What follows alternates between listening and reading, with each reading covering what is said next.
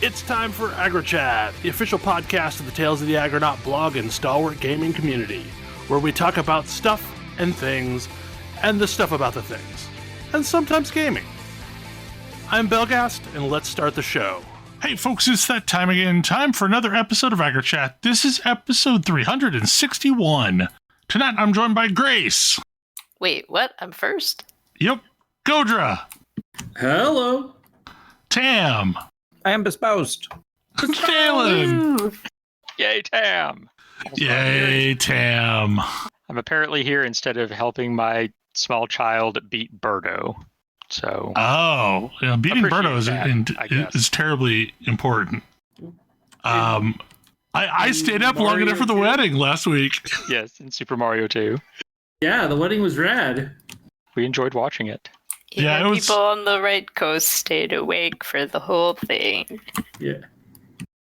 It was, like, it still floors me. I realize we live in a world where video conferencing has been a thing for a very long time, but it floors me the relative ease that you can attend something like a wedding fully remotely and still feel part of the experience. And it was good. It was really cool, Tam. I'm really glad people enjoyed it. I mean, it was cool. Like there were a little over 20 people in person, and from talking to people afterward, I think there was somewhere in between like 150 and 200 watching. That's live cool. Chat was rolling pretty fast. Like, I didn't say much anything in live chat because, like, I don't usually say things in Twitch chat. Yeah. And that's what it was basically feeling like to me. Mm-hmm. But it was really cool. Like, I mean, it was well done. The cinematography was really good. The camera was placed in a good place. Yeah, they did a really good job. We were super excited about it. And also we didn't have to pay for a wedding with 200 plus people, which that's a plus. Yeah. That would have been a nightmare. So this week, a game that I think had gotten rescheduled 6 different times finally launched. That could be a lot of games. It did. But like, before we even get into the New World launch, I feel like I want to talk about the saga of the company I almost joined. Okay. So inside of New World, there are, instead of guilds, they had companies. And with as engaged as I have been in Final Fantasy XIV, I did not really want to lead a guild. Like, I kind of just wanted to casually play New World and also play Final Fantasy at the same time, which isn't happening, but I'll get into that further. So I looked on Twitter and tried to figure out where the largest group of people was going. And another blogger, YouTuber guy that I know was organizing this group. And I'm like, sure, that sounds fine. So I think I even got you involved in it, Tam, didn't I? Yeah, slightly.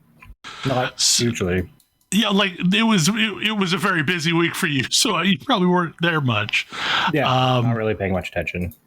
But something you need to understand about me is I tend to run with a crowd of aging bloggers on Twitter, and all of us kind of went in this direction and almost immediately started feeling misgivings about that choice. So I knew going into New World that it would be a rougher around the edges crowd that I'm used to, because the folks that were queuing up to play New World seem to be more PvP focused, more FPS type crowd kind of people. And like, there's just a fundamental difference between a guild on an RP server, which is the jam that I am used to, and a FPS clan. So I knew that going into it, but I guess I wasn't prepared for what I was setting myself up for.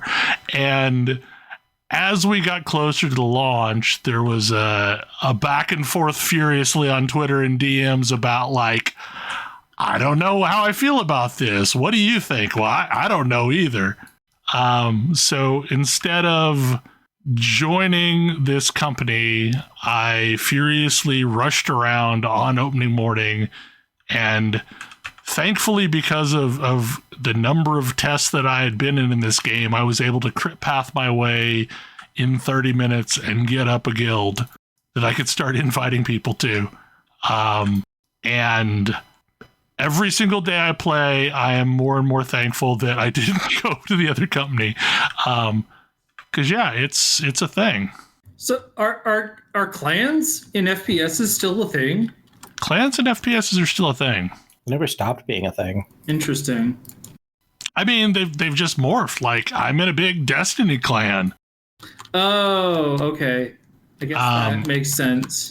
I mean, there are Halo clans. There are Quake clans still. I was going to say, I was part of a Counter-Strike clan 20 years ago? More than 20 years ago? Oh, I'm old.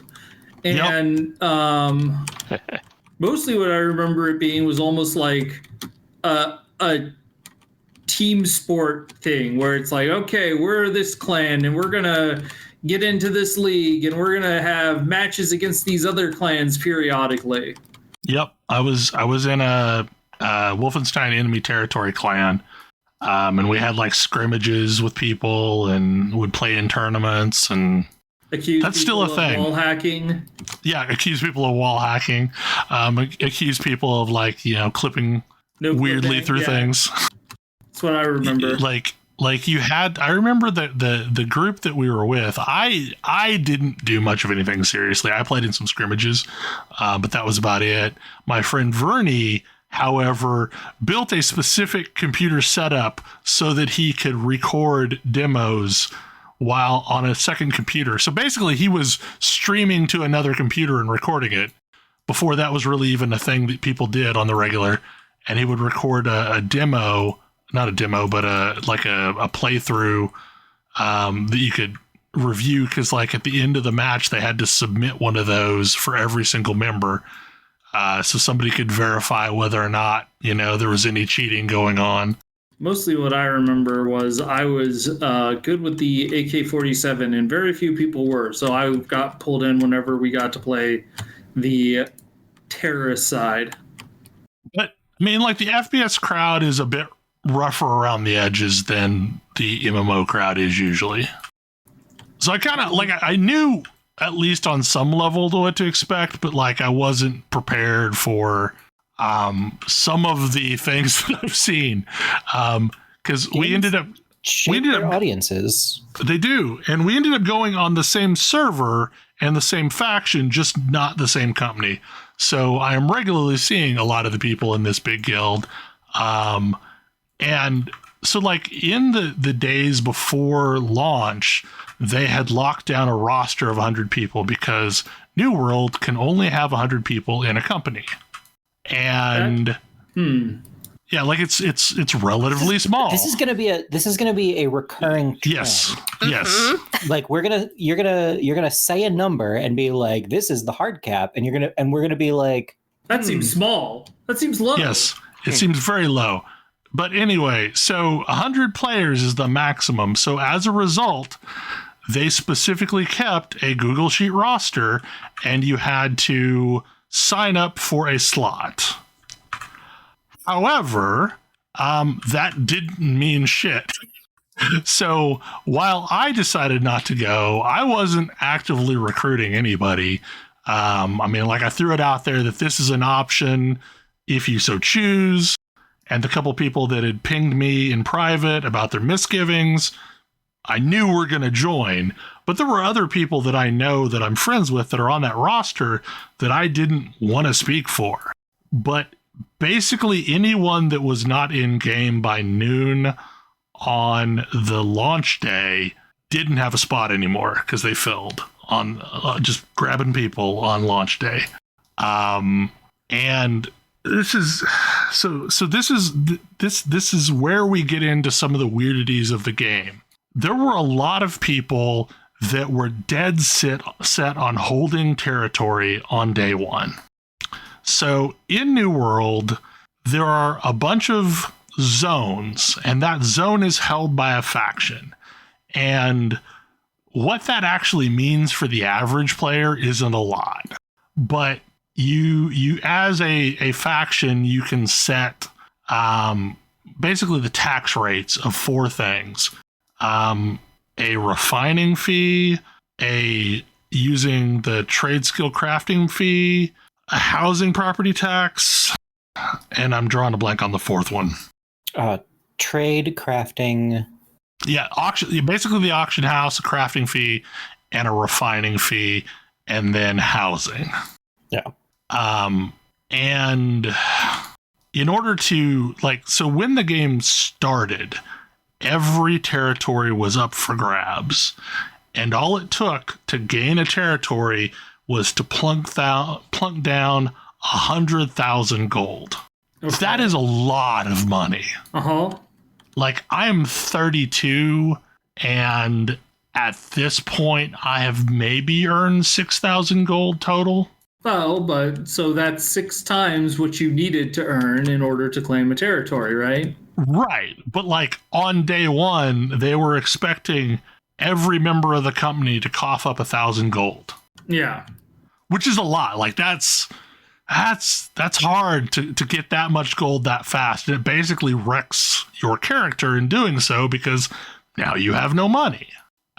So basically people were trying, it was a land grab on day 1, and everybody was trying to grab territory, and the first 4 territories went pretty quickly, and then later in the evening people grabbed the further out stuff, and there's still some territories that haven't been grabbed because they're level 50 zones and nobody's out there yet, or not enough people are out there to really claim one.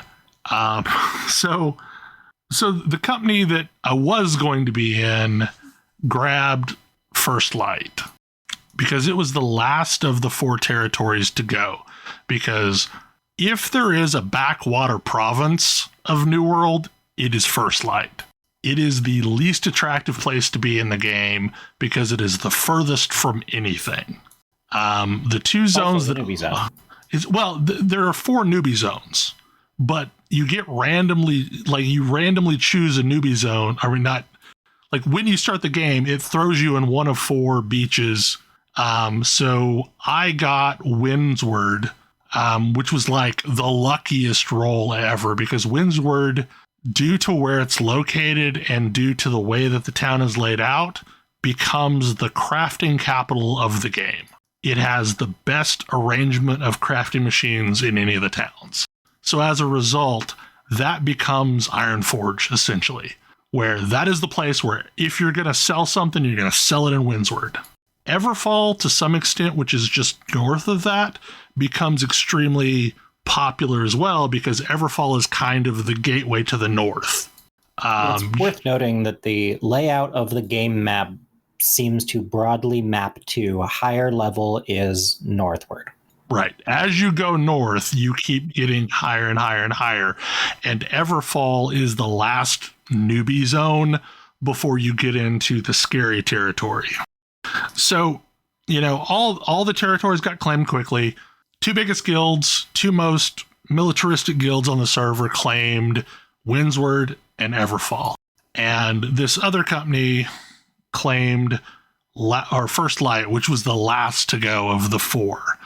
That was the company that you were going to That was the company that I was going to be in. And they ended up grabbing it about 9 o'clock at night. So one of the things about the game is there's a sequence of events that plays out. So someone holds a territory. If you are another faction, you can come into that territory and start gaining influence. And you gain influence by doing either PvE or PvP quests for a specific faction. As soon as First Light was taken, another group rolled in there and did a concentrated effort to gain influence in the territory. To give you an idea, to sort of abstract this structure out, there's 3 factions, which plus in this game's favor, and being part of a faction is semi-optional in that you could just not do it, I guess. But it unlocks sort of a separate quest board for your your in-game faction. Your faction can change once a month. Yeah, every 30 days you can change faction if you choose. So you can switch factions around. And you get stuff, you get rewards for doing faction quests, and also doing faction quests pushes up the influence of that faction in a particular area. And if you cross a threshold, you can basically challenge the controlling faction for dominance of that area. Yeah, and it's a specific, like, so you gain the influence, then you take over the fort. So there's two structures in a zone. There's basically a fort, which represents the military power of the zone, and the town. And just because you gain control of a fort doesn't necessarily mean you're going to flip the zone. So once you've gained influence, taken the fort, then you declare war. And a structured PvP match battle plays out between the two factions that are usually represented by a specific company that is trying to take over territory from another faction's specific company. Yeah. Like, you can sign up for war if you're in that faction, but the company that is company. Right, the company that is leading the initiative gets to cherry pick from everybody that signed up. And I don't remember how big of a team it is, but it's a specific team size. Which I really need to emphasize. And this is one of the very positive things I'm going to say about the game. The PvP design in this game has gone through a lot of iterations. It is excellent. It is really, really, really well thought out, because on a number of levels. First off, in order to actually make a dent in control of an area, there's both PvE and PvP quests, and you kind of need to do both. Yeah. And you need to have a concerted effort of... You get bonus XP, and I think influence if you roll around flagged. So control of territory is the PvP game and works pretty well. But if you don't want to flag up and don't want to do PvP stuff, it basically never touches you. Right. And it doesn't even really hurt you, because the faction quests cycle fast enough that by the time you've done so basically at any given time, there are 3 PvE faction quests and 3 PvP faction quests. It's very hard to do them fast enough to run out, because they refresh every 15 minutes or something. Right. So, and I mean, and these quests oftentimes involve go to a place, do some stuff, come back. Yeah. They're like basically auto-generated. Here's an area about your level. Go either kill stuff or collect stuff from there, bring it back, collect shinies. Like, it's what would be side quests in other MMOs, but they're more systematized. And frankly, I think that's a good design. And you end up getting a currency, and then there's like a faction store that allows you to buy armor, weapons. The key component for like making new bags is bought from your faction as well. When you get housing, the same item can be used to put chests in your house so you can store additional stuff. Yeah. So like the faction store is really nice. If you are a gun or a bow user, it is also this super cheap way of buying ammo. Rather than going through the hassle of crafting the ammo, you can just buy it, and it's super cheap. It's basically the equivalent of the ice bullets from Alterac Valley. Yeah. But okay, so the sequence of events, like you... I was going to ask just a quick question. So I understand, like, yes, this sounds like a pretty great idea for a PvP design. Is it possible for you to get to enjoy this PvP if you aren't part of one of these big companies, though?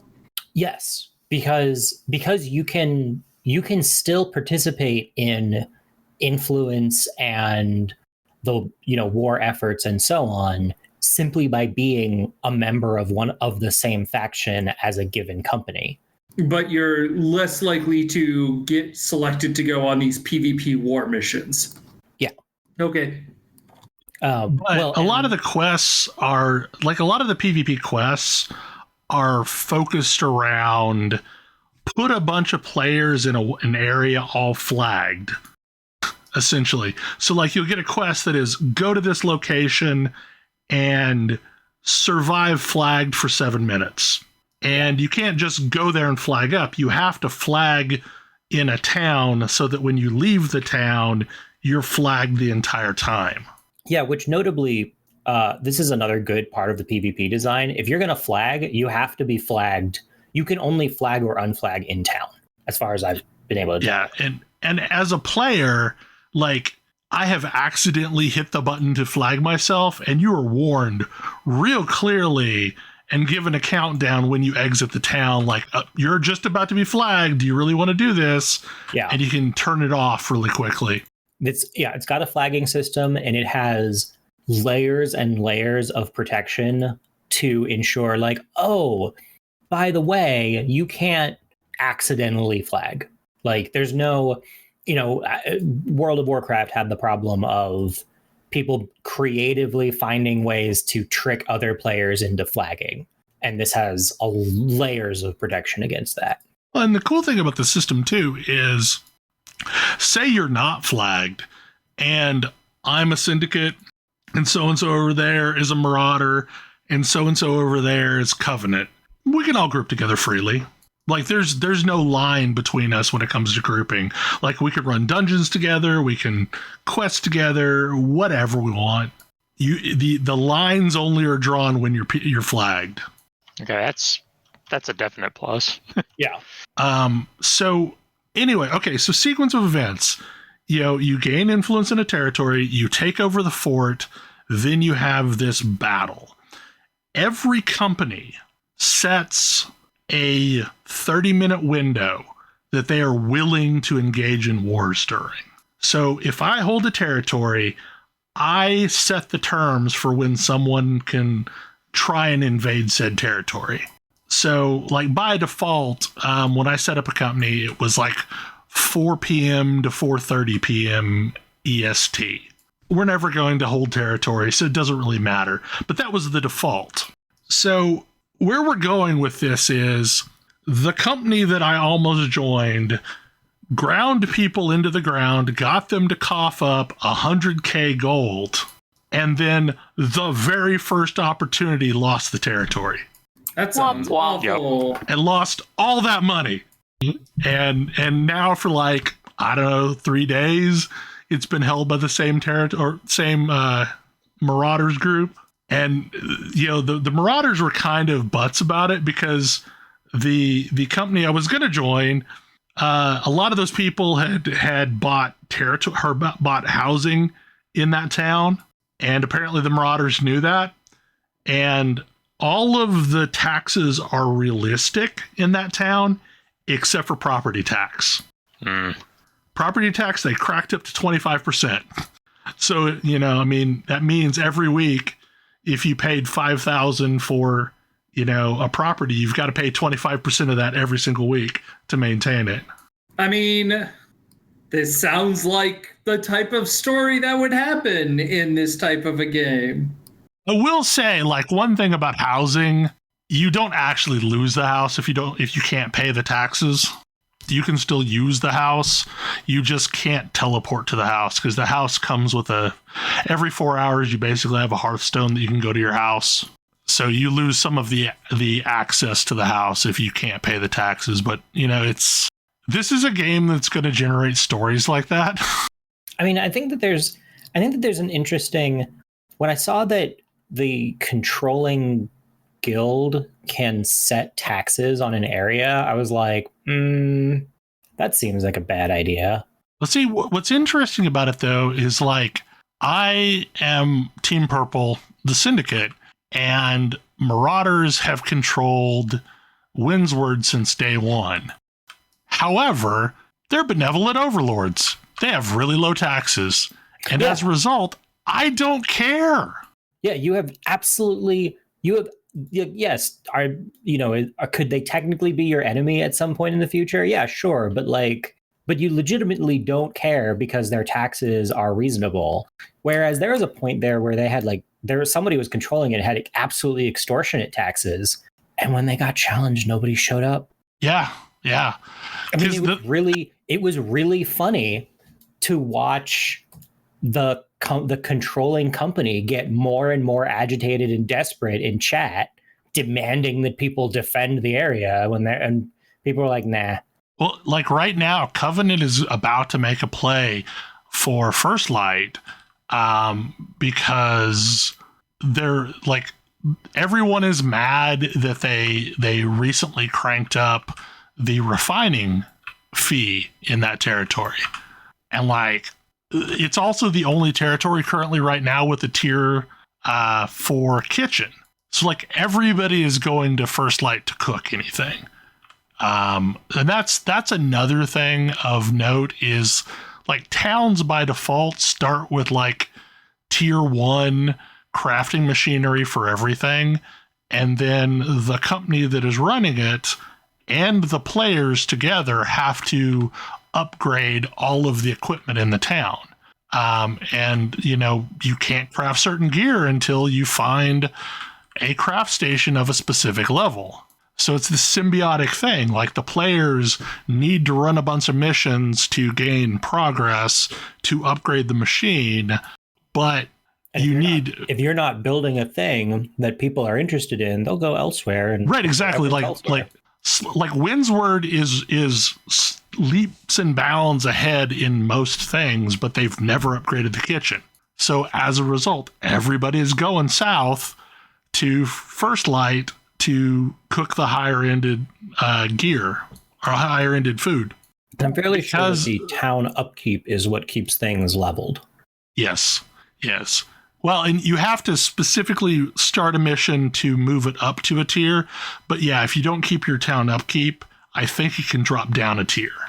And so is that what the taxes go for? Or do the taxes go into the company coffers and then... taxes, I think, mostly go into the company coffers. And then the company has to spend those their coffers on upkeep? No. Yes. Upkeep is so we mentioned the quest board for your faction. Mm-hmm. There's another quest. The main quest board is quest boards for whatever projects the town has. And so that has leveling stuff up and upkeep. But they're also a really good source of experience and a reasonable source of gold running town board quests. It does sound like this game is kind of win more for the competitive covenants, though, then. Yeah, but the thing is as a member of those competitive covenants, each individual member doesn't get any benefit from being in a covenant that owns territory other than a title. So like the leadership of that covenant gets money. And in theory, depending on what they do with that money, it could benefit the members. Wow, so it's even more capitalism, the MMO. Mm-hmm. Yes. Authoritarian despots seeking to enrich themselves. But the thing is like if you make a territory the one that the crafters want to go to, you have guaranteed that you can set the prices really low and still make a killing because all your commerce is going to be going through that hub. And that right now, that's what Windsward is. That's where I started. And traditionally, that's been that town in all the tests, just because of the convenience of the location means people start out there. But I have heard from other tests where some despot took over Windsward and everyone migrated elsewhere. And this place that is supposed to be the hub of the map just was a wasteland. Nobody was there. Yeah, it's an interesting there's a bunch of interesting things happening. And one of them is definitely somebody looked at MMO oligarchs because let's be entirely fair. This is not the only MMO that creates infinitely wealthy oligarchs. And basically said, what if there was a gameplay? What if there was a pure a different gameplay avenue to become an oligarch than playing the auction house? And I don't know, like, the game isn't old enough to see what that turns into. Yep. But it sure is an interesting and feels like very intentional take.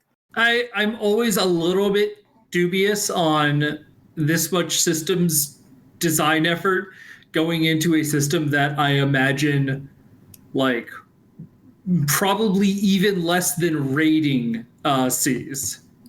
Well, that's to me the interesting part of it is there's not a ton of systemization in the vein of what your top end company leadership is getting over anyone else. Like, the only difference is they have one UI screen where they can set some parameters. Right. And also, like, something of note, every time they say, okay, I want this town to have a better crafting station, they're having to pay gold in additional to just to get the project started. And then the individual players are having to quest to finish the progress. Okay. So, like, it is a large amount of money. Like, I don't remember what it was, but it's a big chunk. Yeah, I want to say it was like 5,000 to get a tier 2 crafting station or something like that, and it just went up from there.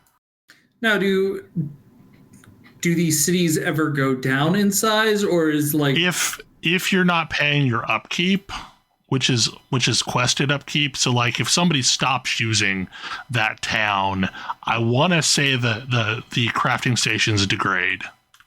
Yeah, I mean, if you have somebody awful at the head of a town, like, you could just unionize and stop helping that town stay afloat and go elsewhere. And like, I was just wondering if we're going to end up with like a zone where every city is max rank. I mean, eventually you probably will. Or maybe you won't because there's only 2,000 people on a server. Yep, there you go. That's the other metric. So remember, there were 100 people in a company. There are 2,000 people on a server. That seems surprisingly low. In theory, it was designed for effectively 20 companies worth of people to duke it out for all the territory. Somebody did a whole bunch of really delicate economic math and came up with a server size based on that math. And did not run that math against how MMOs work? No. Yep, they did not factor in how players actually play MMOs. Because the thing is in tests, we were basically randomly thrown onto a server. And it was fine because it's a test. It's not the real world. Like, you can play for a weekend by yourself, and it's great. I actually think this might. This is one of those things where I would theoretically enjoy this if I didn't have friends already. Like, if I didn't have this established MMO, but like, hey, you get to form a new server community. I like building community. I like newly built community that's not just like a whole bunch of historical communities coming back together. That sounds interesting. Yeah. So if they had like a freelancer versus established bracket or something like that, maybe it would have worked. Maybe if there was a more complicated sign-up process to where, you know, they filled the servers based on these predetermined blocks of 100 people.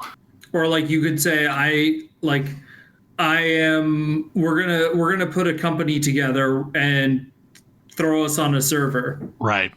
So what ended up happening is the worst possible way to roll this out. So not only did they create these artificially limited services that don't take into account how people play MMOs, like people organize. People want to land on the same place that they already know people on. And what they did is they started rolling this out staggered style, starting with the EU, and all those people that just wanted to play didn't care. You know, who cares if we end up on an EU server? So EU, it was decimated. Aha. Yeah. Yeah, and this is the biggest frustration I have with a game I'm otherwise really surprised at how much I enjoy. Like, we haven't talked much about the moment-to-moment gameplay, but It's phenomenal. It's like Valheim meets ESO. Like, I would go even further than that. Like, to me, this game is, if you took Skyrim and Valheim and Classic WoW and EverQuest and The Secret World and shook them all up in a box and spit out a new MMO. It's got surprisingly good just combat feel in general, which is hard earned. I played the game in alpha and beta. It did not feel great, but like to give you an idea of the level of fidelity, you can play longsword and shield, and you can play rapier. These two weapons, despite being real similar, feel very different. Well, or, I mean, to be honest, just sword and shield alone, there are two vastly different paths you can take, and they feel completely different to play. Interesting that you see those as paths. What do you mean? Every weapon I use, I split between those two trees. Oh, yeah. No, I mean, like the bottom talent is worth getting in pretty much all of the trees. Like, you can go WoW talent tree style to where you go down to the bottom and still have some points left over and split them back and forth between.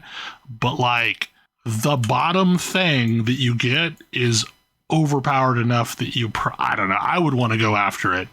I mean, so for example, like this is something I did just for me because I tried to do a paladin build where I went sword and shield down the fully tank path and then picked up life staff in a theory that I could like do some self heals or drop a life puddle on the ground and stand in it while I'm tanking.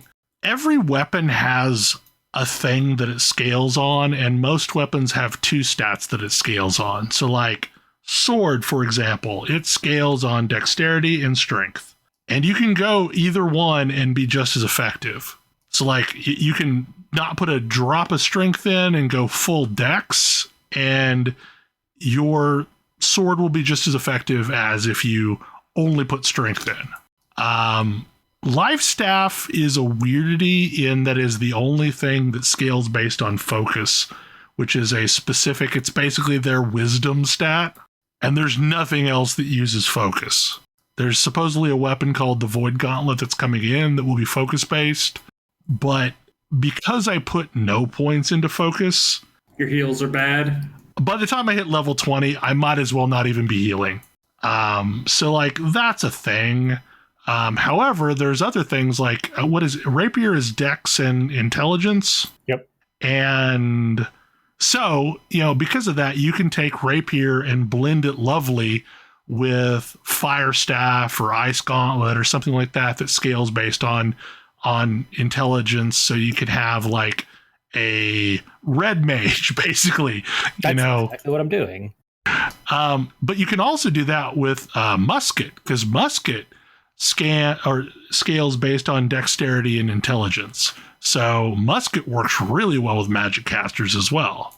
That actually sounds really fun. It's really neat. Like the way currently I've been pumping both my dex and my int, and I don't know if I don't really know what the right stat allocation is yet, and I am not interested in searching YouTube guides because no. But it's working pretty much fine for me. And I'm heavy dex and int, and I have like 4 weapons that I can use very competently. which feels great. Yeah, so I gave up on life staff and I ended up picking up hatchet because hatchet scales on either strength or dex. And my build is mostly strength, but like it's effectively like, I don't know, 3/5 strength and 2/5 constitution, which is the hit point stat since I, tank.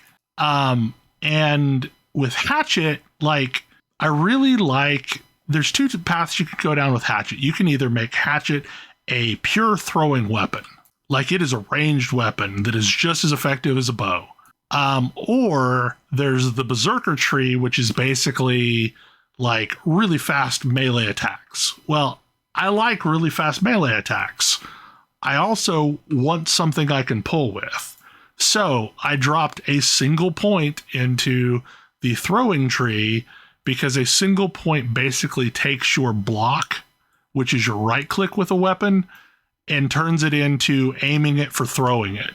So when I'm using hatchet, I don't have a block, which is fine because I can flip to sword and shield and block anything I want. Because like my bottom of the tree and the tank tree, whenever I'm blocking, I am basically blocking for everyone in the party. So I become Reinhardt. I have like a bubble around me, and if you're standing in it, you're getting the benefit of my block. So what's been really fun is like I have this hatchet now that I can use to pull things at range, and it's really effective, and I can just like plug things in the head as they're running to me, to where they're like barely have any health, and then I just finish them off real quickly. Or I can just go full melee on something with a hatchet, and it allows me to kill easier things much faster than I could with a sword and shield down the tank tree. But I have the sword and shield down the tank tree, which allows me to like solo world elites without an issue, or I've tanked the dungeon now. So I also leaning into this structure a bit. I like that weapons all level up individually and have their own pool of points. So you can dabble with weapons you can dabble in a whole bunch of different weapons without worrying about, am I spreading myself too thin?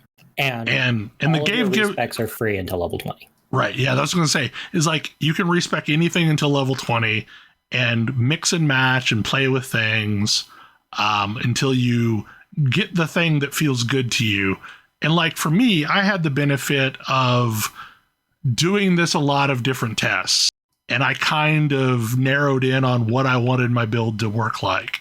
But most people didn't do that. So you can sit there and like, okay, I want to focus on this stat, and this is the palette of weapons that will work well with that stat. So let's try them all. And also like the game is pretty good about giving you drops. Like it's really hard to go very long without getting a dropped version of a weapon, and also crafting is super easy. Sorry, what? That is not my experience. Really? I had one of everything by the time I left the little starter area. Yeah, that's bell luck. So I have been able to get cheap quality versions of every weapon. That is true.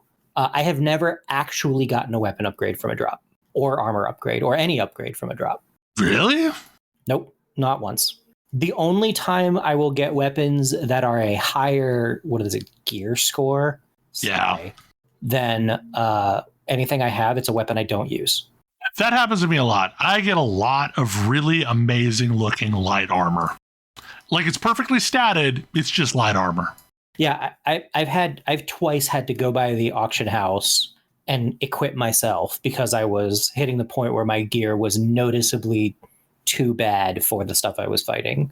So, one of the things that's important to talk about is there is no vendor system other than the faction vendor. Everything is a player-driven economy. All of the individual trade boards are unique to a specific town. However, there's a way that most people don't know about to go up to the top and say all settlements and let you search to see what's being sold for what prices at all the towns. So there are certain circumstances where like some weapon may be at a town that like nobody's at, is super cheap, and you can just run over there and go get it. Can I put buy orders as well as sell orders? You can put buy orders and sell orders. No, I gotta say, this game sounds really cool, and it's a shame that I'll never be able to play it with you. I mean, Same. like 100% honestly, I'm like, I'm a short hop from server transferring to a low pop server right now. I mean, I know that Ash is not around today, but I was asked to make the point that Ash is physically incapable of rolling on your guys' server now. I know.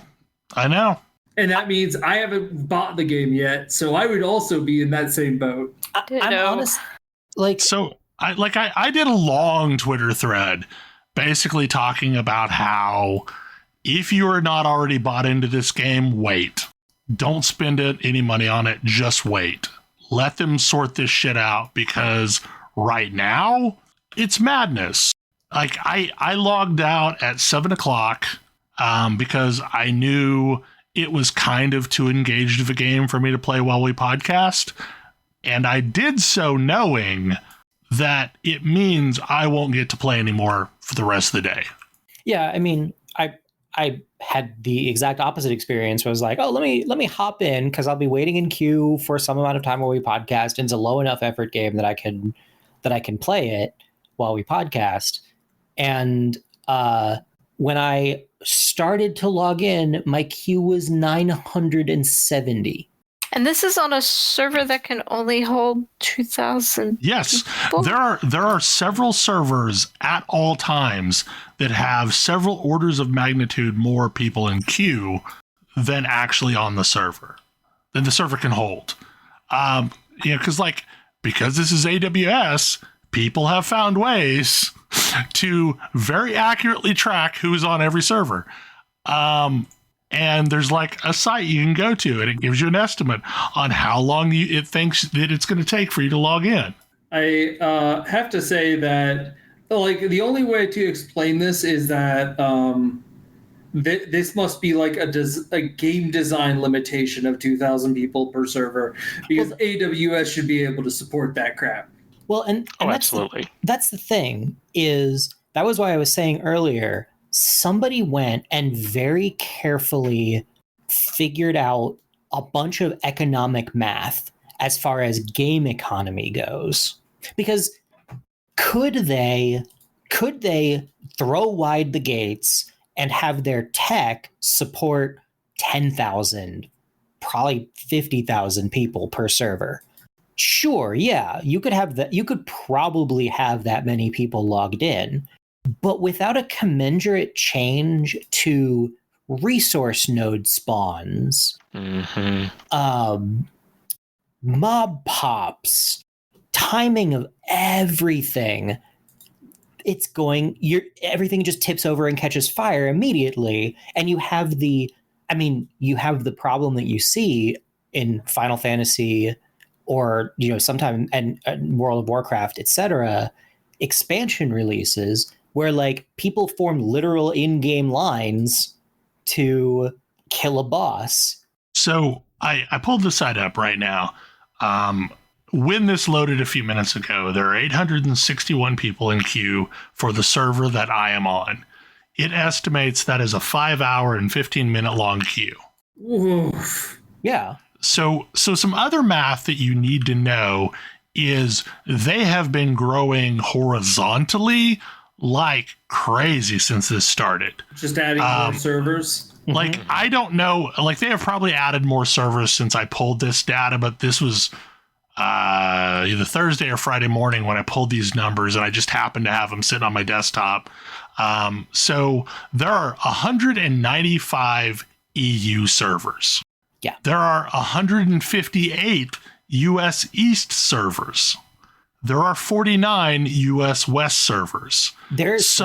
Absolutely, I guarantee you, there is some absolutely bedrock level core game design around a 2,000 player server. Oh, absolutely. Yeah. I mean, just the whole concept of towns growing and shrinking based on usage. I mean, yeah, that's the number of players versus the size of the world has to be within a certain, range for that to function at all. Mm-hmm. Like, if you've got so many players that every zone is full all the time, well, all the towns are going to be full all the time. Like, there can't be an ebb and flow if there's nowhere to flow to. So this is so I started to get into this earlier, but like when I said they launched this as poorly as they could, what I mean by that is they staggered this so that it launched in 8 a.m. a bunch of different time zones. But for the most part, the ping between an East Coast server and a West Coast server is negligible, which means not a single guild waited until the West Coast launch. Right, because they launched East Coast first. Yep. And now there's 3 times as many East Coast servers as West Coast servers, because that's, I also think there's a higher population of people on the East Coast playing games. I don't know. I don't remember my US heat maps. But I'll be about honest, 3 times like, as many. even put in, because I've put in a few hours in the game, but like nothing that I couldn't reclaim. And every time I log in, I think, maybe I'll find a low pop server and just hop on that, because there's got to be servers with no meaningful queue. I would assume. I was going to say, how quickly are they filling though? I don't know. Well, and also finding a low pop server seems like a good way to not be dealing with the extremely PvP crowd. Like they've found their places, they've staked out their areas, and they're not moving from them. Right. And that's also kind of my thought, is like, there's exactly one other person on this server that I'm like, all right, I would like to play this game with the person, and that person is Belle. And honestly, we've never had the opportunity to do it. We can't get on at the same time. Right, exactly. And so like at that point, I might as well just like find a low ass pop server and at least be able to play when I feel like it. Yeah, I mean, that's been the most frustrating experience for me during this, is like, I'm still really enjoying Final Fantasy XIV, and I had every intent of splitting between the two, but I have this decision of, well, am I done playing New World for the day? Do I never want to play it for the rest of the day? Yeah. If that's true, like I logged out to play some Final Fantasy while we recorded, knowing that, you know what, I was in game most of the day, it's fine, I'm not going to come back in. But like, am I going to do that in the middle of the day? Probably not. I was just thinking that if there's like a 5.5 hour queue to log in, like that means any of these groups that want to defend an area, like despite that half-hour period that they've set, they've still got to be online for right, exactly, at least a quarter of the day. Yeah, I mean, like realistically, like I've been logging in around noon and just letting it idle in the back. Jeez. I literally just tried it. I dropped out of queue because I was like, whatever, I'm done. I literally went to US West, picked a medium pop server, and logged immediately in. Just, I'd like to play now. I can play now. So how is it like Valheim? That's one of the names that's got my ears perked up. So, okay, here's the world is very well put together, and from a resource gathering perspective, it is a very interesting world to run around. So like there's very common resources that you can get anywhere.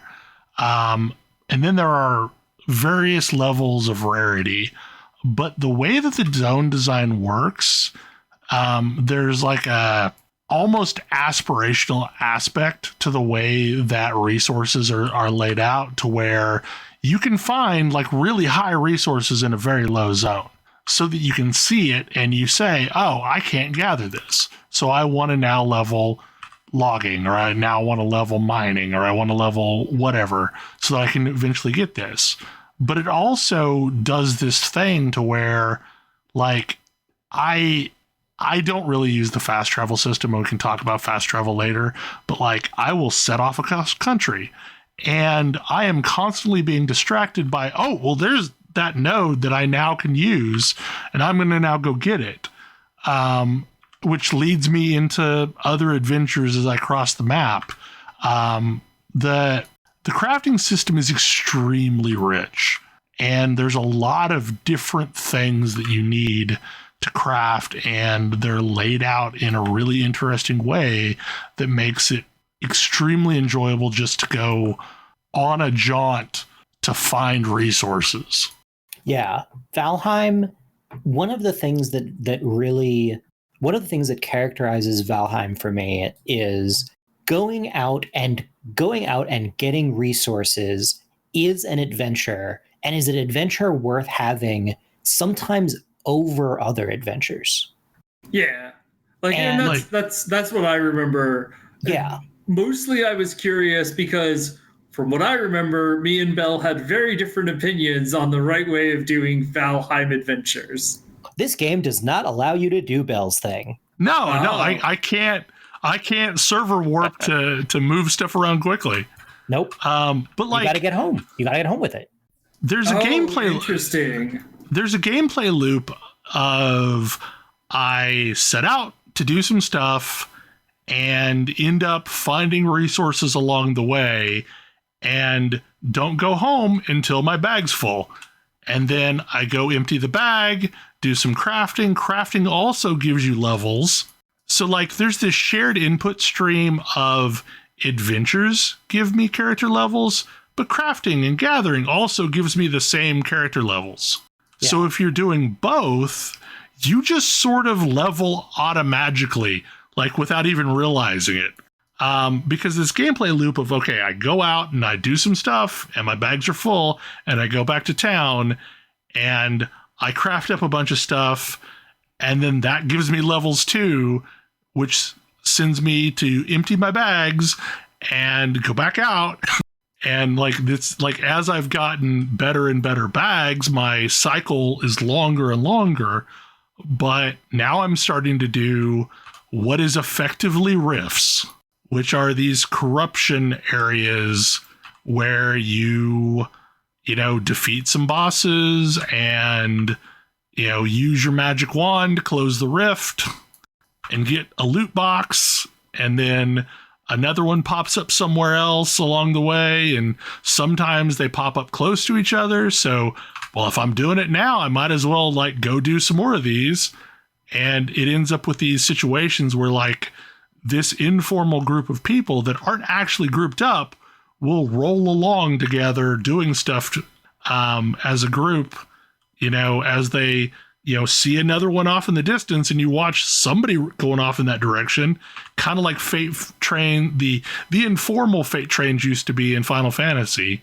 And in doing so, like, I might find resources, and then the resources make me realize, oh, well, if I got this resource, I'm going to need this resource too. So let's go find that. And resources are laid out in a logical manner to where it reminds me a lot of the way that resource placement in Minecraft works, to where, like, in Minecraft, there is a logic to where, like, if I need diamond, I need to go here to get diamond. If I need this kind of flower, I'm going to need this biome and these conditions to get that thing. And once you learn how to read this game, it works really similar. So like iron is going to appear in a predictive location. Like you won't necessarily know what spawns are up, but like what kinds of areas to go in to find iron. If you need a specific kind of flower, it's going to be in a specific kind of thing. If you want honey, there's places in the world where there's hives, but then there's also specific kinds of trees that spawn with like honeycomb in them. And if you know where those are, you can go out and find them too.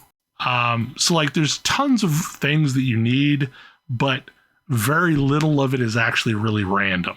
No, that sounds really cool and like what I liked about Valheim, and boy, this game sounds up my alley. If we could all just play it together. Bargle. So here's where I also go off, and to me, it's a lot like EverQuest or early WoW, where the world is a very dangerous place, and it never really stops being a dangerous place. So you have to be cautious as you roam around it. But not so much that it feels oppressive. I exactly. Hasten to point out. I was going to say, like, this is also a thing I liked about Valheim as well. That world was dangerous. You could get in over your head. And then, boy, there were some moments in that game where I was like, I need to log off because I'm physically angry at this game. And then I would log in the next day and I would pick myself up, I would dust myself off, and I would figure out how to win. And I would do it, and it felt great. It felt incredibly rewarding. This game feels like it might feel incredibly rewarding. It will. It also completely nails atmosphere.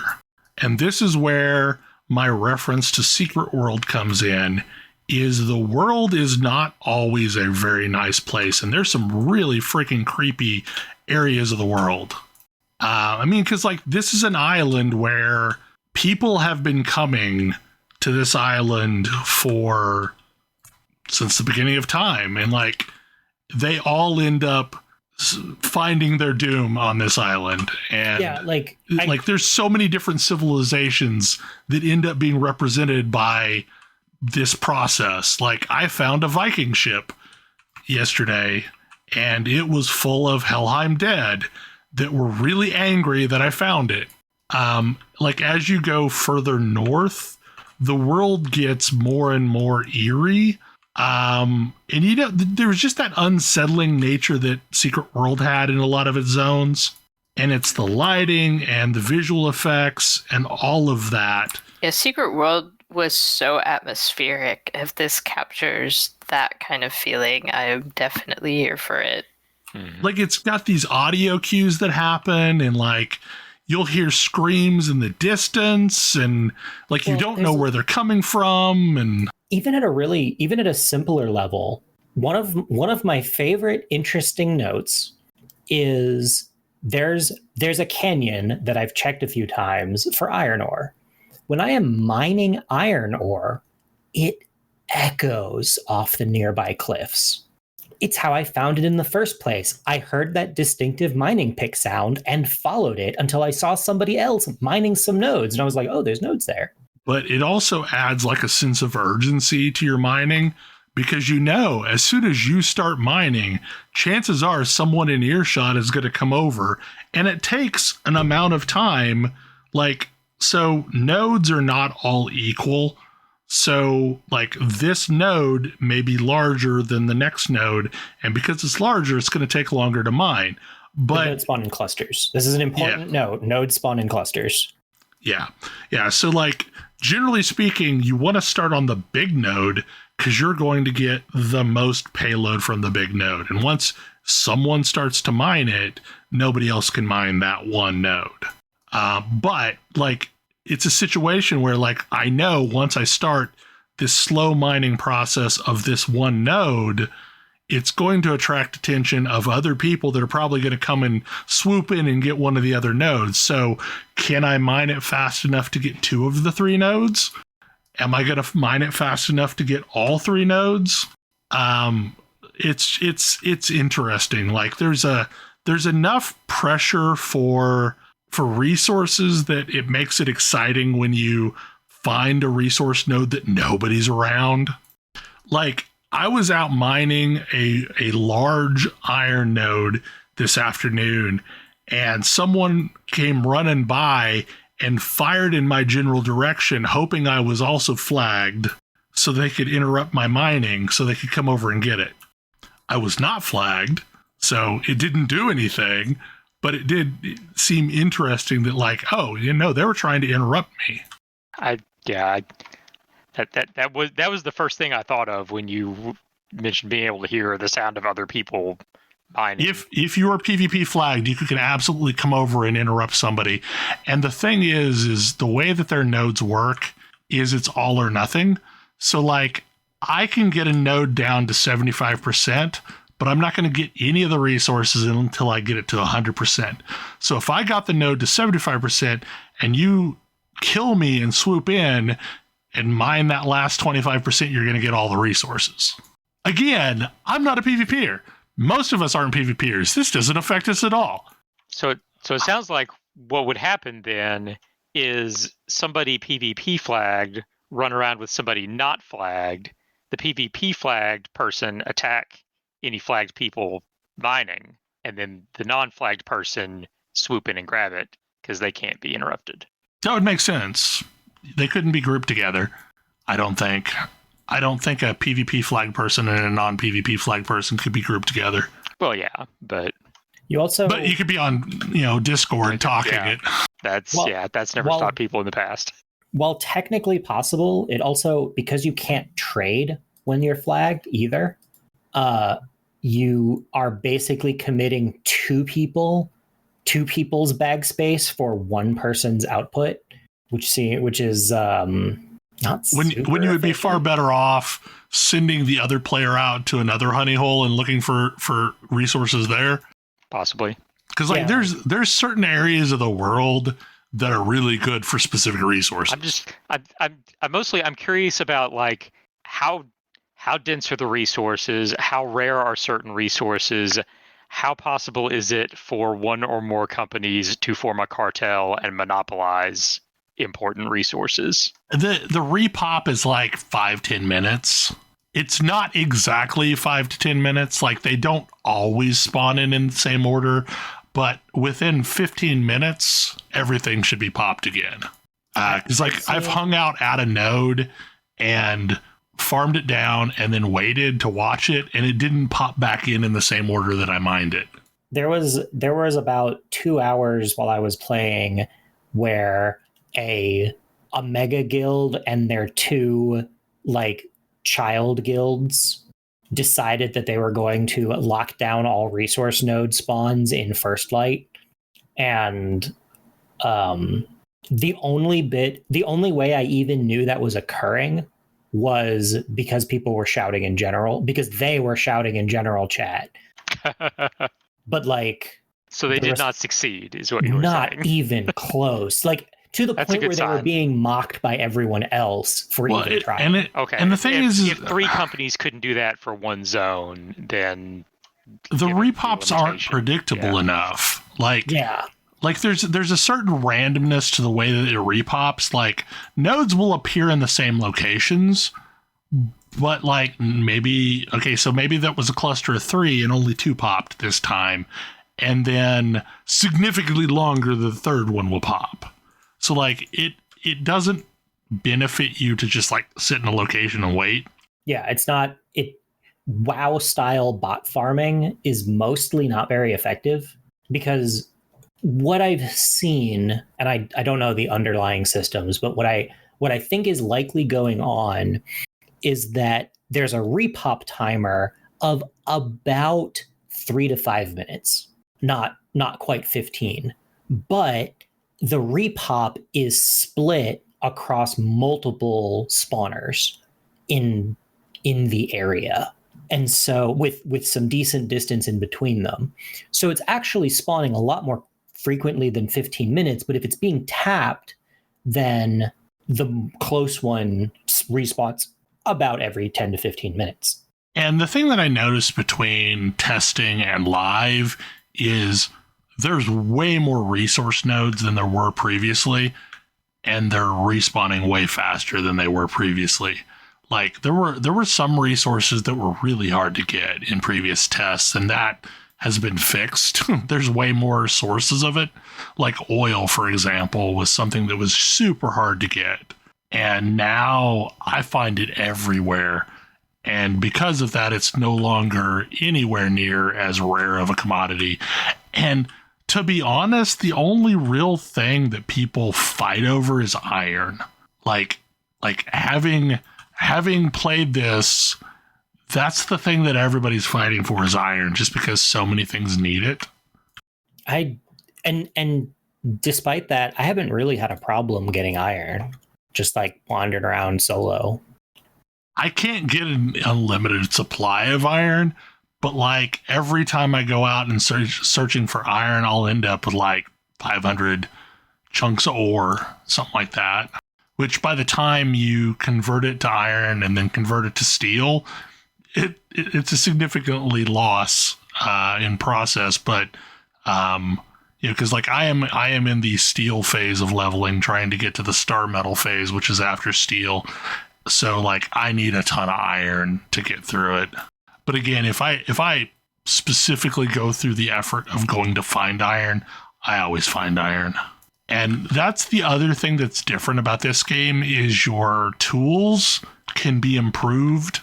And there's lots of interesting enchantments that you can get on your tools that will increase like the yield off of a node, or lower the amount of time it takes you to farm a node. And far as I can tell, there's like no way to get the perfect tool that has all the things, but like you can get some combination of enchantments when you make an item. And for the most part, they're random, but there are ways to specifically add items to the creation process to generate a specific item with specific stats. The crafting process is really in depth. And like one of my favorite things about the crafting process is like there are specific recipes that require like there's a food dish you can make and it requires a fresh resource and a like meat source and a something or other. But like there's a bunch of different items that you can plug into any one of those spots. So like there's a bunch of different like crafting recipes that have a wide variety of things that you can plug into them to generate an item, which is nice. So I did the first dungeon. I haven't. I'm not going to talk much about the dungeon specifically as not to spoil anything about it, but it is not really a World of Warcraft dungeon. It reminds me a lot of the dungeons from Dark Age Camelot. I mean, what I mean by that is like it is a place and you're kind of wandering your way through it. There are no repops. Bosses appear in fixed locations. There's a puzzle in the first dungeon that you have to solve to get to the end of it. It's not a... Tanking in this game works really weird. So basically how you become a tank is you equip a carnelian gem in your weapon. Because gems will have different effects if they're equipped in a weapon or if equipped in a piece of armor. And if you put a carnelian in a weapon, it generates more hate. If you put a carnelian in a piece of armor, it causes everything you do to generate less hate. For the most part, just me socketing a weapon with a carnelian was more than enough hate generation to tank a dungeon. I don't know what all kinds of things can tank a dungeon. I have heard that a hatchet player that goes into regen can tank dungeons just fine. Hammer folks can tank dungeons just fine. I don't know what other builds. It was fun. It was enjoyable. Like it was way more loosey-goosey than a WoW style dungeon. It felt more like we were just roaming around as a pack out in the world. Like maybe an old WoW dungeon? Yeah, it's more akin to like a Blackrock Depths or something like that. It wasn't really long. I mean, all told, I think we were in there for like 15 minutes at most. But what's weird about it, and this is the part that I'm not sure I like, is in order to get into a dungeon, someone has to have a key.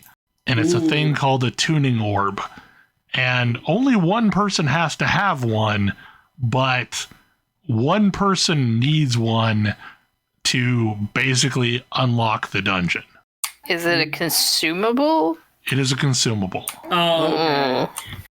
It is a craftable consumable, but so far the crafting process is kind of a pain in the butt. You get 3 of them for the first dungeon from quests, but the I think the trade-off there is you can run it as many times as you want for as many keys as your friends have, and you can exit and pop back out and get right back in and run it again. And when you're the person using a key, you're guaranteed like a piece of loot for using your key, and it's different. It's separate from the loot that you would get normally just from killing all the bosses. Consuming a key basically gives you a bonus piece of loot. I have crafted part of a key, but I've not crafted one all the way. That contextualizes a lot of the looking for healer for dungeon, your key. Yeah, exactly. Like, that group is never filling. No. Absolutely not. Also, wow, the audacity. So I tanked for a group. I did not intend to run the dungeon today until I could run it with a couple people from the guild. But I happened to be walking past Amron, which is the first area dungeon, and a group invited me, because they were looking for a tank. I'm like, yeah, sure. They had everything but the tank, and they were ready to go.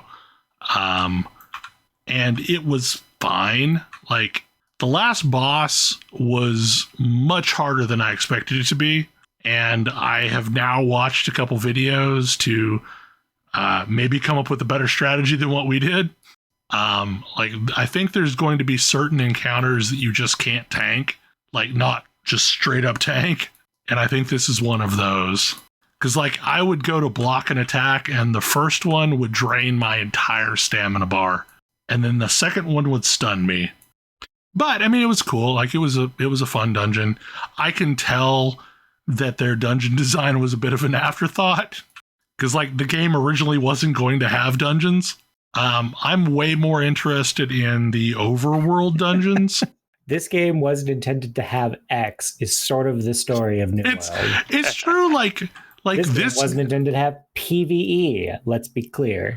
I am convinced that this original game design was something much more akin to a battle royale, to where 2,000 random players get dropped on a server and make something happen. Because everything about the experience is not conducive to group play. You start on one of 4 random beaches. No, to say the development of this game was fraught, from what I've seen and heard, is not saying enough. But this map didn't exist 2 beta cycles ago. The design of this game is so radically different from just previous alphas and betas that it's unrecognizable. Every time, I had 5 wildly different beta clients installed on my system. It was so much so that I was downloading brand new beta clients every time they patched. A new cycle would happen, and here's an entirely different client. Because I was in alpha for quite a while, not as long as some people, but I had gotten into the permanent alpha and every patch note was nonsense. Just uprooting segments of this system and changing it with this system. I mean, your patch notes would be introduced questing, changed the combat system, the whole thing. It's a new combat system. Yeah, the combat system now is drastically different than the first one that I played. Everything about the game is drastically different. This game has some of the most interestingly nuanced aggro that I've ever seen. And I don't know how to explain it. It's Okay, so the negative of it is everything is really susceptible to training. Like, if there's a bunch of players in an area, it can get real interesting real quick. Because if somebody's running with a bunch of mobs following them, there's a high likelihood that one of those mobs is going to say, oh, look, this mob is attacking a different player. I think I'll turn around and attack that player too. But it's not every time.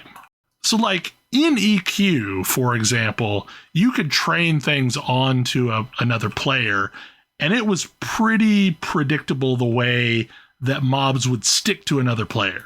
This is not a system that I think is intentional at all when a mob flakes and adds to a party, but it ends up adding to the danger of the world because you never know when Zombie B is going to decide that, I want to go attack what Zombie C's attacking over there instead of following the original target.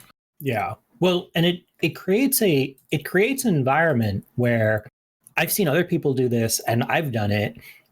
If somebody looks like they're a little bit out of their depth in a fight, I'm going to jump in and help them. Because I really don't want that person trying to flee through whatever else is going on. Exactly.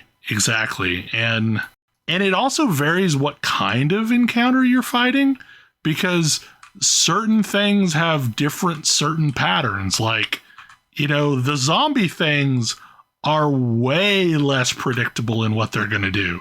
The more humanoidy things that are like, possessed human kind of things, they're a little bit more predictable in what they're going to do. Wolves just want to gang up on people. Yeah, wolves just want to attack anybody. Well, like wolves want to attack anybody, but wolves really like to fight somebody who's already attacking or who's already fighting wolves, or seem to. I don't know. There's a lot of times where like there's a lot of times where like if there's more than one person in an area, so there's a bunch of wolves spawning, it'll be like one person suddenly has 5 wolves and everybody consolidates on that person to get them out of this wolf situation they found themselves in. Yep.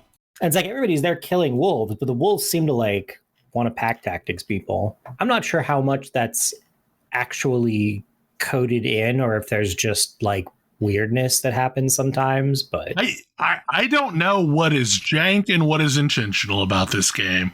I have to believe it's the weird, some of the weird behaviors, especially weird mob behaviors, make me think that there's gotta be some jank.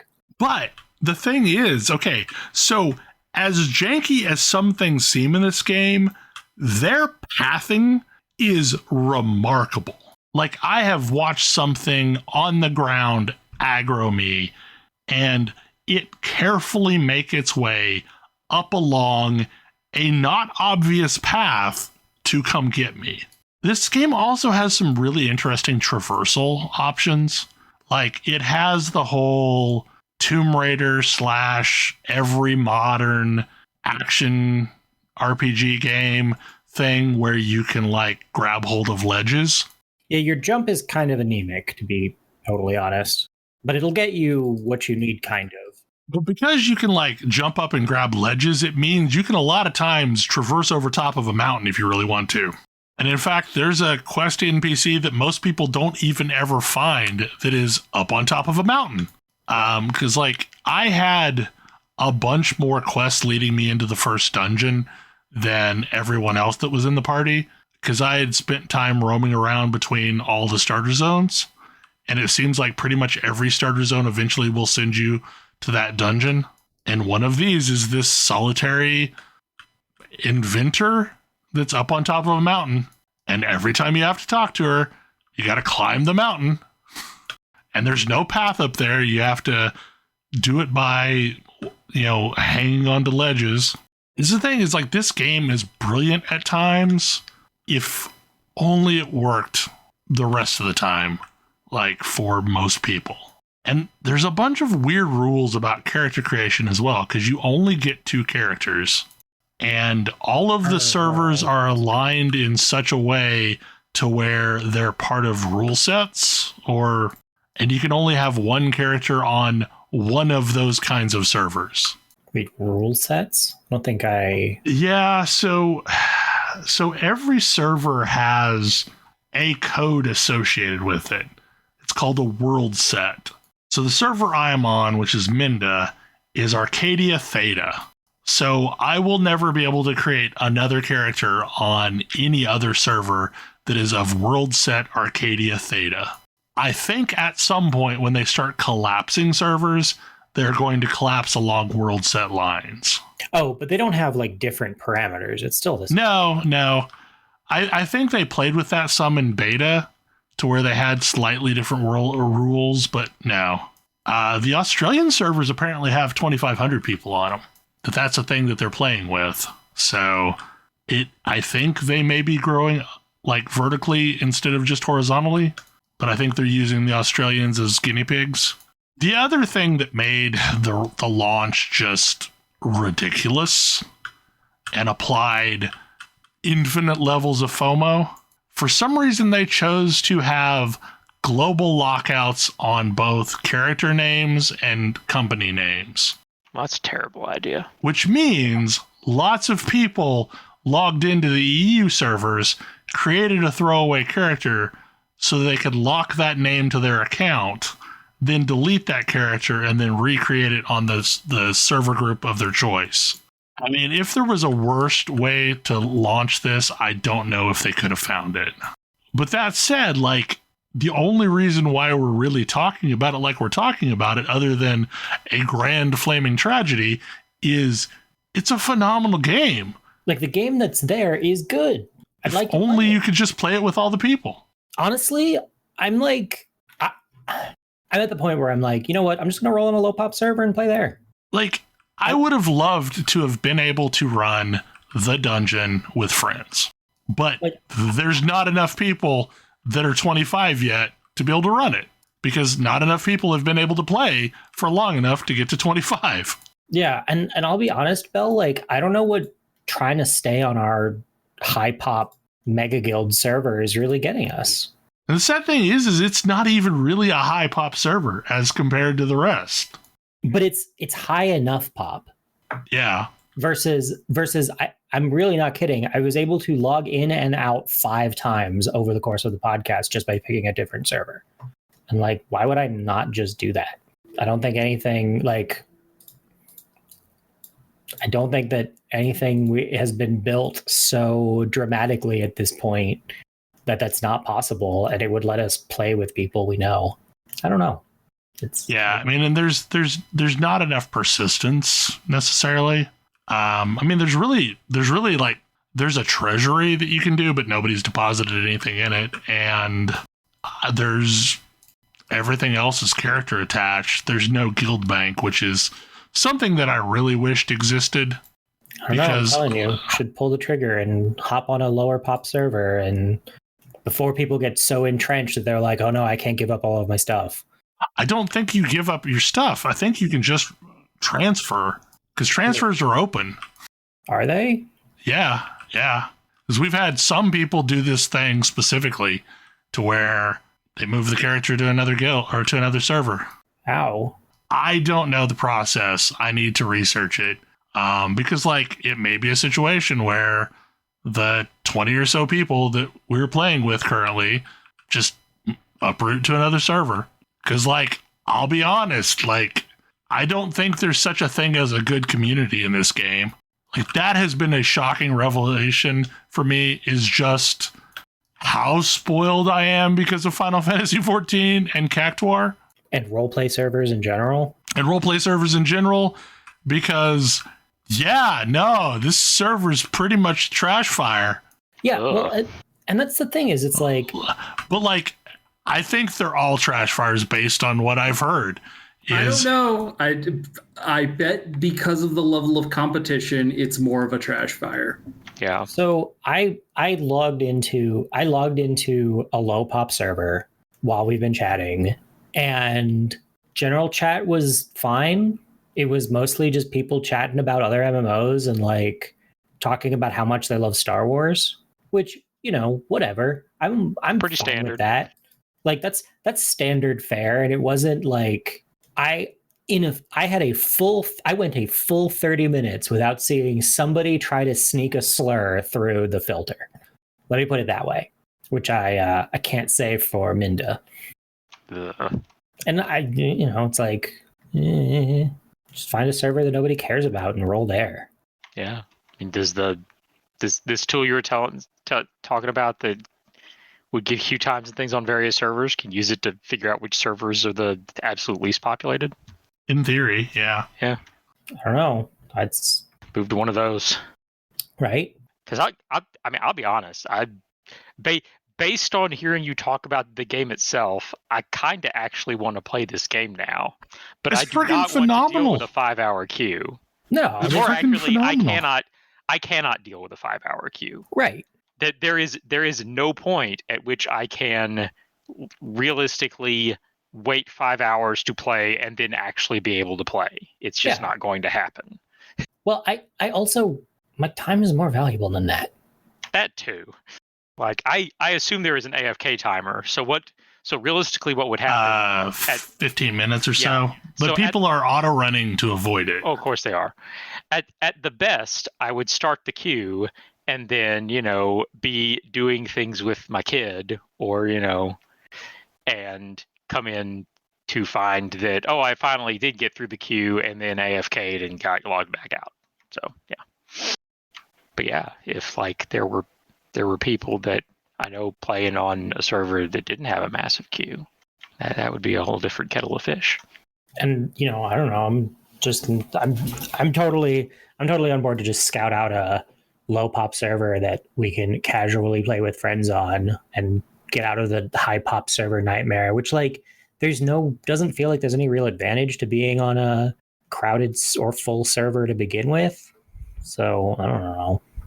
Bell, you've got more of an actual community there than I do, so I don't. Hey, I'm not re-rolling. I'm just not. I'm too far in. I'm 32. I am not re-rolling. But if I can figure out a migration path, I'm open to that idea because I don't care about the server other than the people that I'm playing with. Yeah, and I'm only like level 12 or whatever because that's all the time I've had to play. And honestly, like if I had to flush that, it's not the end of the world. So it sounds like server transfers are not available yet, but should be sometime this coming week. They're hoping. Yeah, that's what I like. I wasn't 100% sure if they're ready or not, but I know they're coming. The ability to server transfer. So realistically, probably what we would need to do is wait to see what the servers look like after the server transfers, because somebody because I am eyeing one right now with a 1 minute queue, but that may be one that everybody jumps to. And we'll see, because this tool is actually pretty legit. Because it was pretty accurate when the queues started today for how long it was taking people to get in. But yeah, I am 100% open to migrating to a lower pop server once that's an option. Because realistically, like I said before, I don't care who controls the territory so long as the territory has reasonable taxes. Yeah. And there's enough ability to move around to just relocate where you're at. I mean, I have a house. So my house is there mostly to give me a teleport every so often. Because there's this thing called Azoth, which is the currency that you use for fast traveling. It's also the currency that you use for respecs and things like that. And if you fast travel all the time, you will straight up run out. You also use it in crafting to juice the system and increase your odds of getting a rare item out of it. Is this a paid currency? I was going to say, if it's not, no. It sure sounds like one they're setting up for the possibility of being. No, there's a bunch of ways to get it. So you get a lot of Azoth off of closing rifts. You can get items or you can get tools through crafting that have Azoth extraction on it. Mostly they seem to want to keep really, really tight controls on fast travel. And as a result, and so like they don't want you just nipping around, like blipping around the world willy-nilly. And I don't actually think it's being set up as a paid currency. No, I don't either. Like I am constantly capped.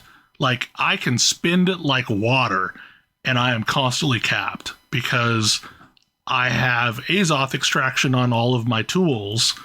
So every third node or something, I get Azoth, roughly. I also kill a lot of stuff, and you get 10 Azoth every so often for killing a mob. Like, I am active enough and doing enough stuff that, like, I'm regenerating it faster than I can spend it. But if you're trying to teleport from town to town to town, for example, to do market manipulation, you're going to run out of Azoth. Just straight up. You're going to run out of Azoth. You're going to instead need to spend the real world travel time to move between towns. And like, it's not real long to run across a map, but it's not an insignificant amount of time either. I mean, there's absolutely an opportunity cost for running 2 zones away, for example. You can also get drops in the game, which are basically like consumables that give you some Azoth. I sell these on the market board because I don't need them, and they're a pretty good generator of money. It's kind of like, imagine if Aetherites just cost a lot of money. I mean, there was that moment in Final Fantasy where there was no actual way of gaining gil. And yes, I remember that. It was kind of awful. This is not that, because it's not a negative economy. There are ways to gain this currency. And the difference is, like, the act of you running across the world is a net positive in general because shenanigans happen in between. Like, you will find resource nodes. You will find things you want to participate in. You know, there may be a rift open in your path. You might have a quest somewhere along the way. Now, are there mounts that make travel faster? Nope. Okay. No mounts. And they have taken a pretty hard edge on that. In fact, there's lore that talks about, like, what happened to the horses. Wasn't great, as I recall. Yeah, it was really not good. So, like, I think they have made the decision not to have mounts. And that is a point of contention for a lot of people, but I'm fine with it. I mean, most of the time when I travel in this game, I do it Skyrim style, to where I have a waypoint in my compass at the top, and I just head out in that direction, not following paths. And who knows what I'm going to encounter along the way. There is a story. It's interesting so far. Yeah, like more interesting than I was expecting. Yeah, like that was not a thing in testing because the story was largely, you know, a problem. Yeah, I mean, it wasn't great. But now it's interesting, and like the way that this game is a mishmash of all these civilizations, there's a lot of interesting places they could go. And this is apparently just like one island of many islands in this cluster. So like there's a lot of places it could expand if they chose to go down that road. But like it's also a game that by nature is a larger Rust or Ark and not a full-fledged MMO. So I feel like the design is fighting with the intent the players had for it, and I don't know where we're going after that. Like it's an awkward thing to have an MMO that was designed around 2,000 people. But like also I remember back in the day, 2,000 to 3,000 people was about what you had on an EverQuest server. Same with Dark Age Camelot. So yeah, I don't know. Anyway, we're super over time at this point, but like I kind of knew once I got to talking about New World, I would not shut up about New World. It's like you like this game or something. I do. I really do like this game. I mean, it's a different game, but I really like the game, and at the same time, it feels like this weird throwback to an earlier era in MMOs. So I don't know. Like I want it to succeed, but man, it's got some rough spots ahead of it. I mean, I'm kind of on the. I'm pretty sure all of my rough spots with this game evaporate the second I pop on a low pop server. And I kind of think that Tam said something very early on in this conversation that is accurate, in that the 2000, like you're looking for when are they going to increase the server pop from 2000, and I'm thinking that's not going to happen. That's too baked into this game's design. Like I think that they might increase it to like 2,500 or something. Yeah. But I don't think that it's. I don't think that it's ever going to be like able to host 50,000, 100,000 people. Yeah, I have to assume the entire economy and control scheme and all of that is like that. That's based on the size that they made it. So adjusting that too much in either direction would just throw everything out of whack. I'd be surprised if they could take it above like 3,000 and have things still function as expected, like economy-wise, etc. And even that seems high. Well, and honestly, if like that's the case, they really should have capped the creation of new characters on servers way sooner. Oh, yes. Oh, yeah. Like if you're going to have 2,000 players on a server, maybe only ever allow 4,000 accounts ever created on that server. Mm-hmm. And like probably there was a lesson learned. But that just furthers my bail ASAP for a lower pop server now that they have that stuff in place. Yeah, I mean, I think realistically, I could even delete the company, move the character, recreate the company, because I think the company name locks to a person. Yeah. But that's probably the reality that I need to prep everyone for, because you're right, I don't think the server we're on is ever going to become low enough pop to be anything other than gotta log in early in the morning and stay logged in. Yeah, and because I'll be honest, like that's been a lot of my frustration is like I realistically would like to continue my leveling process in Final Fantasy 14, but also play some New World. Yeah. And I can't. Like I've had to choose New World as the game I'm playing, because if I give up my spot in line, I ain't getting it back. And you shouldn't need to. Yeah. Yeah. Well, we should shut this off because we're super over. It's late. Hopefully you enjoyed the show. And if you play New World, let us know what your thoughts are. But we will see you all next week. Good night. Good night. Good night. Good night. See ya.